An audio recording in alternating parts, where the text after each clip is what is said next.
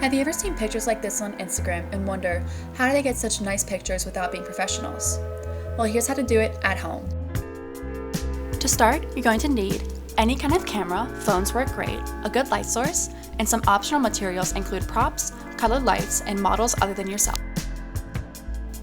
Since you'll probably be working from home, using random household objects as props works wonderfully. For example, I used old magazines and old records to give my shoot the retro 60s look.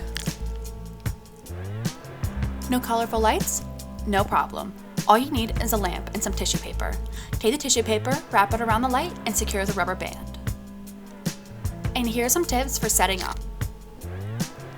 Choose a room in your house with lots of natural light and utilize the entire space.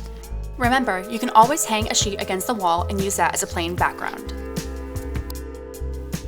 Now you're finally ready to shoot your photos. One very important thing to remember whenever you're shooting is to always take lots of pictures, more than you think you need. That way, once you're done, you'll have lots of pictures to choose from. Also, if you are the only one in this shoot, you can always use a self-timer on any kind of camera, whether it be a phone or professional one. This is also a wonderful opportunity to step outside your comfort zone. Some of the most visually attractive and intriguing pictures come whenever artists take risks. Now it's time to see the results of all the hard work you've done. Remember, practice makes perfect. If your photos don't come out the way you want the first time, keep trying and experimenting with different methods and different ideas for your shoots.